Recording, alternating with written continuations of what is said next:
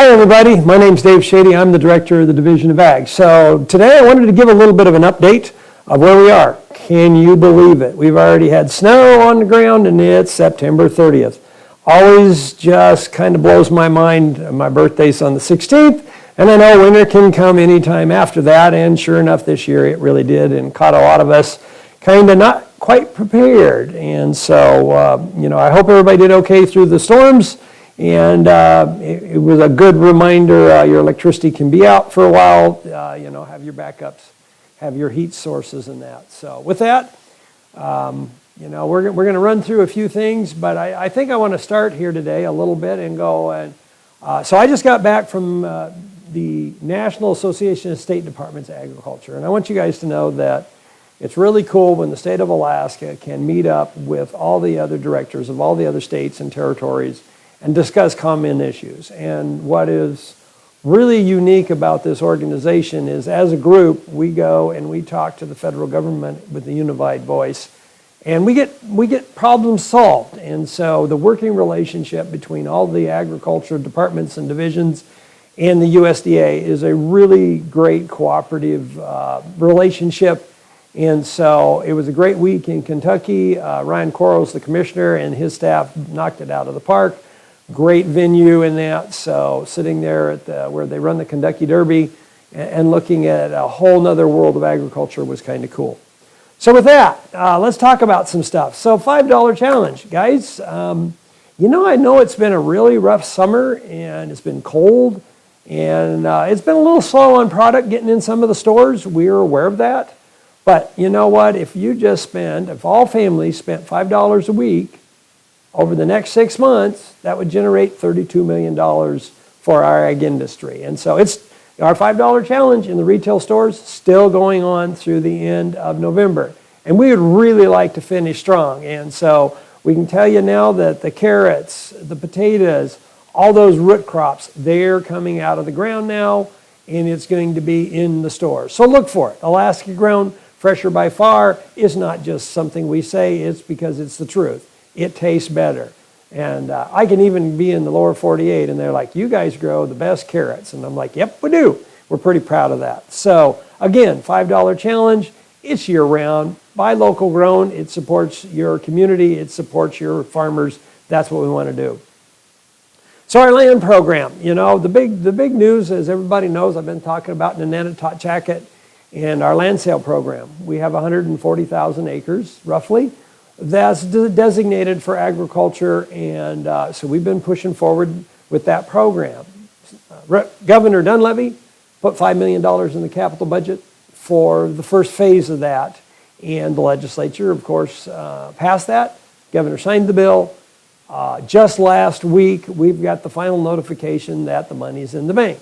So now we're moving along on that project. We had been pushing it along anyway, thanks to Mining, Land, and Water and Director Parsons and their funding out of our LDIF. So the first 2,000 acres are being surveyed. So this is a joint operation between Mining, Land, and Water and the division, and of course some forestry issues that we work with our Division of Forestry. So we're in the Department of Natural Resources, and that's really good because we work with our sister agencies and we keep these programs moving along, whether it be from the surveying to the land sales. It is something that we do and get this land out into the public's hands. That's something that's a goal of the governor. I fully support that, and we said we'd be working on this, so I can report back that we're back on target to get a land sale by next fall, and that's what we're going to really, really work hard to do. By the way, if you got a question and you're watching live and you want to just send it in on the chat, John sits here and he pulls questions for me. So we found that works better is if he just aggregates the questions. And so if you got anything, if I can answer it, I will. If not, we will look it up and put it in a post a little later. So that's what the way we do it, and we're finding it works pretty good. Our micro grants. The good news and the bad news. Good news is we've got another $2.1 million that has been approved for the state of Alaska. So we're still working on phase one, first year, fiscal year 21, where we had $1.8 million to work with. We've had more applications than that by a good little bit. But the good news is the review teams have been going through them. We're almost done. The first group applications have been submitted to USDA. And so now it's in the USDA hands, and they are going through the applications. We still arm wrestle about greenhouses. We still arm wrestle about the different aspects of this to where it's unique for Alaska. But John and the team at AMS, the director over there, they have agreed to work with us hand in hand, and we're trying to figure out solutions to some of the dynamics of Alaska not being lower 48 contiguous kind of agriculture. And so those unique items may require some federal legislation tweaks. Senator Murkowski is aware of this. We talked to her during the fair, and they're waiting for further recommendations from the state as we figure out how to make this. So we will be trying to get out notices as soon as the USDA starts giving approvals back to us, and we will be letting people know one way or the other. Then once we get this worked out, we'll go into the fiscal year 22 application process. So that's rolling along. In the budgetary process, I've been informed that there is the money in the House and in the Senate, actually up a little bit this year. We don't know where that's all going to come out, but this will be third year. So the money's moving. We're starting to work the bugs out of the program. Our computerized process is actually starting to work pretty well. We're much happier, and it should make it a lot easier. So we're simplifying, we're streamlining, and I think we'll make the next round a whole lot easier. Put some parameters and guidelines so people know what reality is. If you're asking for $15,000 for a garden, for a personal garden, that's not going to happen. It's just the money's not there for that. But we've got community gardens, and we have different things. And yes, we are going to work really hard so that people, especially in the rural areas, can start working towards that development of long-term food security. That's what this is all about. So while it's been frustratingly slow for me as well as you, I get those phone calls and answer them myself. We're doing this right, and to do it right means we have to get the USDA to understand Alaska is different. We are the exception to the rule. Greenhouses is something we want, and the answer of no, you can't have a greenhouse is not the right one. So those are the kind of things that literally we've been working on. I know, and again, I apologize for the time delay. It has been excruciating for the division as well as has been for the public. But the team has been literally every day working back and forth, answering questions. And now that we're in the USDA process, these will be rolling, and I think it'll just become a continuing part of the process as we do it. So it won't be start-stop. It'll just be an everyday thing. We're working in batches. We're working with USDA to get this out for everybody. So, I do see the light at the end of the tunnel, and so I wanted everybody to know that. A couple more things real quick, like industrial hemp. I'm still a little perplexed at why people don't realize that industrial hemp, if you're buying or selling this kind of a product, you have to be registered. Industrial hemp is still a regulated product. And so since it's a regulated product, you either have to be regulated by the USDA or by the state's industrial hemp program. The great news is the legislature passed Senate Bill 27, and Governor Dunleavy signed into law the legislation making it a permanent program. And that is really fantastic news for everybody that wants to do this. The legislature did, however, take our discretion away and said, if someone is not in the program, they will not be selling industrial hemp in the state of Alaska. And Division of Ag, you will cite them and you will turn them into public safety and the Marijuana Control Board. So folks, I become the bad cop, if you want to call it that. But we really are encouraging people to voluntarily get into compliance. It's a $500 citation. It's $400 to sign up to do your retail application. And so pretty soon when my inspectors come in your door, or I come in the door, because I do this myself as the director at times, we're not going to have the leeway to say, go ahead and turn in your application and we'll let you slide. It's going to be, here's your $500 citation. Please send us $400 in your application or stop selling the product. It is really that simple. And we have for a year been on Facebook Live. The news has been telling everybody We're happy to answer the questions. Call our industrial hemp phone line. Go online, ask your questions. But time's up. And by the beginning of next year, we will be issuing stop sales for people that are not signed up. And so it's not going to be something to where it's, okay, you can just keep going until you get signed up. It's going to be, here's your citation. You will no longer sell. You will apply. And if you breach a stop order, then some pretty serious charges can be brought. Something we don't like to do. It's not in our hands anymore.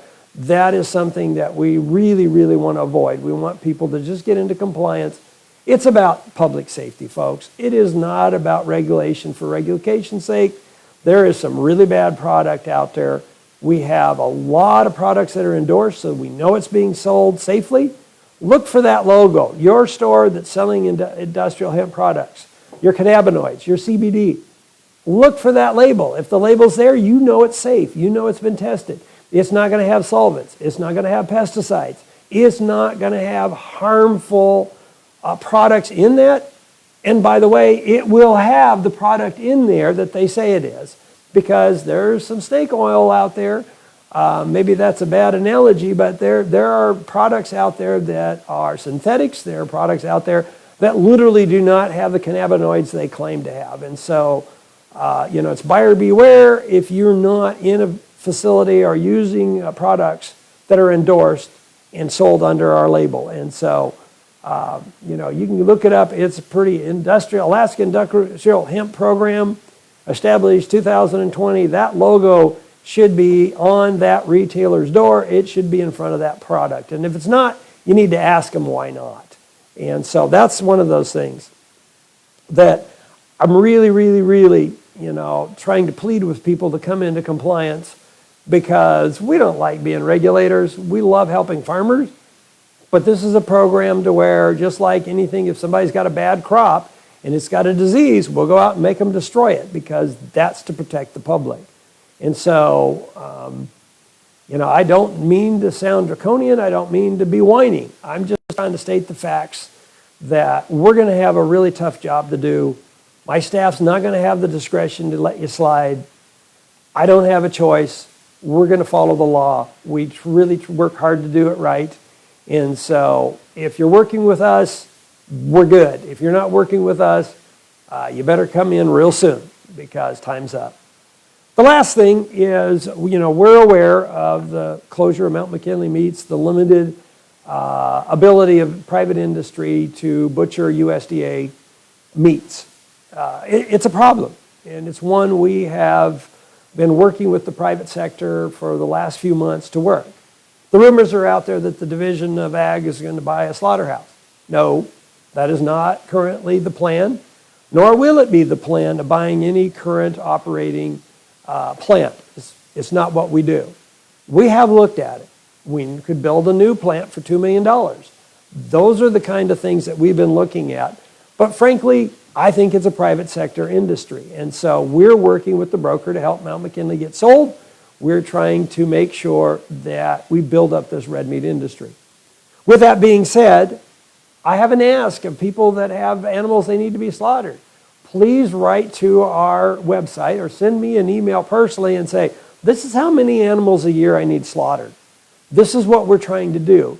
Because what we don't have is good enough data to show some of the investors we have enough animals in Alaska to operate year-round. We do. I totally know that, but they want some underlying data. And in end of October, sometime in November, we're going to try to set up some public discussions of folks that are the ranchers that have these animals. And so we're going to do some listening sessions where we're going to work on that, John.